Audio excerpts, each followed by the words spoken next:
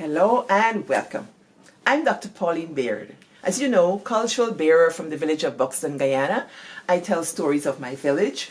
I tell our family stories, our whispered stories, our practice, hidden and sometimes long forgotten traditions. Today, I want to talk story about Guyanese slang. Guyanese slang alphabet. And what the story say? In me neck of the woods, this is what happen outside. You see outside there? That's why I got to live with now. It cold. Cold means that it's very, very cold.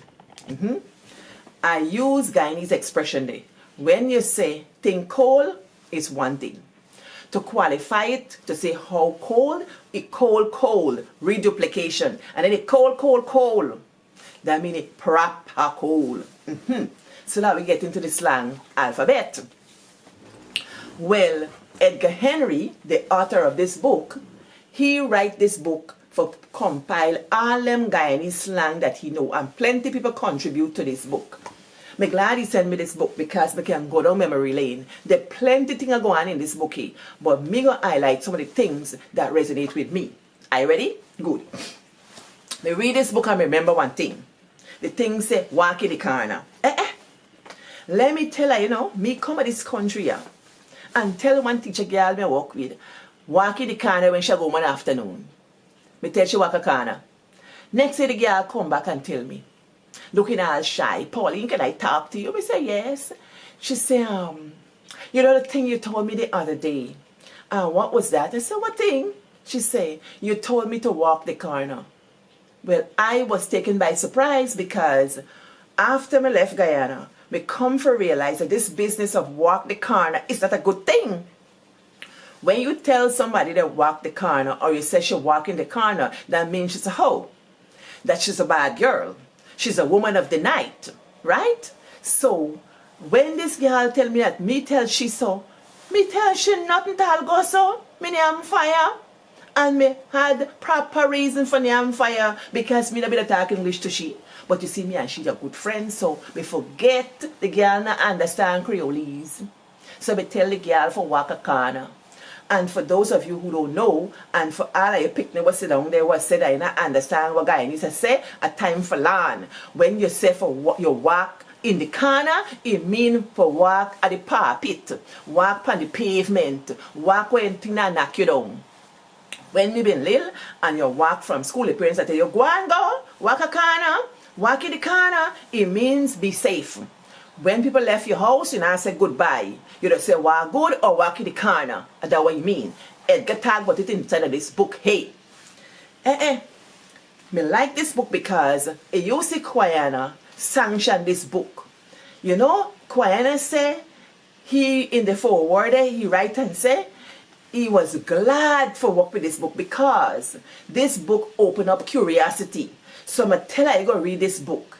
I might know plenty thing already in this book because me know plenty them thing this already. But this book awakened curiosity.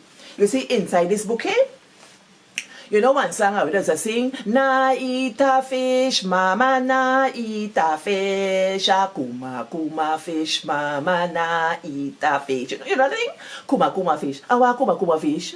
Well, according to Dr. Nehusi Kimani, yes, he writes inside the bright African scholar from Guyana. I Eskimo come out, Eskimo buy. He writes inside of this book here. So that them things that come out of Africa, African tradition, he said, come mean kill. And one qualifier, you kill you dead. In Guyana, you just dead. But then you just dead, you proper dead. So he connected to Africa, they call it the African retentions. Well, me been curious because not only thing where you see me read a book, me just believe, me just got to go down to the source and find it. So me call my friend from Ghana. This friend live at Palau, me call him. Me ask him, this kum, our language it come from? Me say, what language you just talk? He say them at the Airway. Me say, tell me about kum. He said, kum not come from Airway, kum come from tree. That one another language of Africa, a Ghana side. And then me tell you about the kum. He said, well, kum mean for kill somebody, for kill, or it mean kill, or you can be killed. So they take the book right, the book proper right. Then by smart, then do the homework. This is a good book for get it and learn. So when the people them are sing, the Africans been a sing back, they not eat a fish, mama, not eat a fish, that kuma fish. And my African friend named Ellen from Ghana, me ask you about this kuma thing and what make you not go eat something in your culture. She say some people in their culture got totem. So if you totem this animal that is symbolic for you or something like that, if you goat is you totem, you family and so not gonna eat goat. That will bring up another word, they kina. So that is you kina. So you're not gonna eat your totem. But this kuma fish, this fish, I don't want to kuma, but you kill you. You eat them, you're dead. You run your belly, you walk your belly, and so this book get it inside. What else I like about this book? This book talk about tonality of slangs in Creolese. And this is one of the things I wanted to get to. Because when I read Creolese, sometimes I need to hear a Creole voice. Because not every voice that write in Creole is a Creole voice. No. Sometimes we just read Creolese book and the first voice I hear in my own, I hear Creole voice. It look like a Creolese, but it not sound like a Creolese. Right? So, I always wonder about what give us that flavor and with the slangs and so. And this Edgar talk about tonality. You know when we go to Bangkok and Vietnam and then people got tonal language. But me never know Creolese been got tone. Well, me now come to consciousness because me sit down and talk. Suppose you come give me something. I say, Pauline, take this thing. You want this thing? Me go say, ah, yes, me say, You say you want this? Me say, ah, yes. So you hand me the thing, we don't talking long, you say you want this thing? Me say, well, ah yes, me say, all them things that mean yes, tonality. And you have to write it down and talk the thing too. And that's what give us the soul of the language, the soul. So Edgar write it in the book to preserve it for our people, but when you got to use it to retain the soul of it, because if you don't have the soul of it, you're going to write it down and get taste. Yeah, language, Creolese on paper must get taste. That's what we say. Creolese language on paper must song right and taste right in your mouth. You put it in your mouth and you walk it around so it must come out good and taste good. That's the best way we can explain it. So inside this book here got more thing. When I go to N got the word nyam. Nyam for eat food, for chow down, for lash down, for lick it down. That is nyam. I ever hear this part? Me had to go and do research. This book awakened my curiosity. According to the research, they get Atlantic Creole origin of this Creolese that we just talk. Because, this Creole is connected through the Caribbean and to Africa. So our Creole language doesn't begin with slavery. It come all the way from African people. So they made up their language and whatever, and they pass it down. And it runs through the region, in the Caribbean region. So Nyam, they must say at Jamaica, they must say at Suriname and so on. They must say it in Sierra Leone. So that it shows again the African retentions. And there are other words that are in there or usages that are in there. So that was qualified for me. And when I thought about that, I began to understand why we're so connected to other people. So slang is not bad English. It's a connective language that brings us together. It's a way of being and valuing and doing and speaking through our language, so we must honor it. Chapter 9. The Guyanese Slang Alphabet. Different expressions, same meaning. USA, Guyana. I'm going to read the USA one first and then the Guyana one after. That joke was very amusing. Oh God, the joke sweet, bad. It make me laugh, bad. Here, kitty, come down before I injure you. You stupid cat, if you don't come down there, I'm gonna let go 2 big brick by you. Aren't those pants a little too short? Like you expect, Flood? Please, sir, don't throw my luggage around. Oh, what is so and so you do? I throw my luggage all over. Look, stop fling me grip.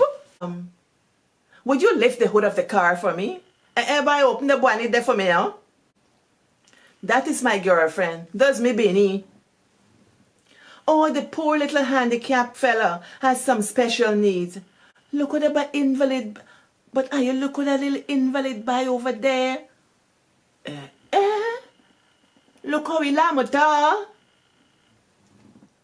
It's time for a perm. Girl, you ain't need a good pressing me see all your black pepper show. I have a stomach ache. Oh, Lord, my belly out me bad. He has no behavior. He loves to show off. You're too damn unmannerly and you're smelling yourself for what? Wow. Ugh. He has such bad odor.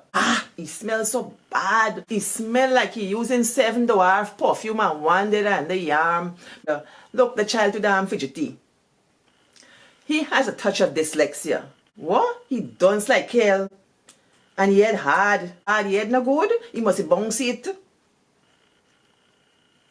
I need a bottle of Pepto-Bismol. My stomach hurts. I need a good wash out, a little constipated. It's been a long time I ain't see you, girl. Girl, what happened? You still alive? Are you still in the land of the living? Bye? You still alive? Oh my goodness. You have lost electricity once more. Oh shit, a blackout again. This meal is a bit tainted. This food sour for so. Oh my feet are so ashy. Whew, your foot look as if it's about a government sal bucket. I like your new outfit today. I like your outfit today. I like where you get on today. I need to take laxative. I'm going to get a bilious wash. You know, Christmas don't come and pass. And I start to think about some of these slang words that is useful in Christmas time. You know, when you eat the garlic pork, you just get belly walk. You just get belly walk and then you just got to go to the toilet and come see. Yes. And then if you fight your friend them and thing, or if you fall along from where your parents and tell you to go, you fall along from there, you just got to get sugar water for drink. And then they got this C in the C section. It intrigued me in that section. You know when your eye cross, one eye go so one eye go the other way so you get cross eye? What is it called? They say get canwa eye. The people call it lazy eye and so. Canwa eye. And when it comes, another C word. Suppose you're flying your kite and the kite start lean on one side. That's kankawa. Join me later today with Edgar Henry and friends where we will discuss Guyanese slang alphabet. Also next month coming up, I have 2 courses I'm offering. Writing Your Legacies. It's a digital storytelling course. I will teach you how to document your stories and make them available for your family and friends. I also teach a boot camp for first-time writers. 4 persons have gone through this course and they're writing their books, Boxonians and others. If you want to be unstuck and you want to continue writing, join me and I'll show you how to do that. As you know, I'm an author of several books and I'm also a PhD in rhetoric and writing. So I've taught college writing for many, many years and I've been successful, if I say so. My students have testimonies about, you know, how they proceed with their work. So join me. Well, Happy New Year, happy holidays, and what good.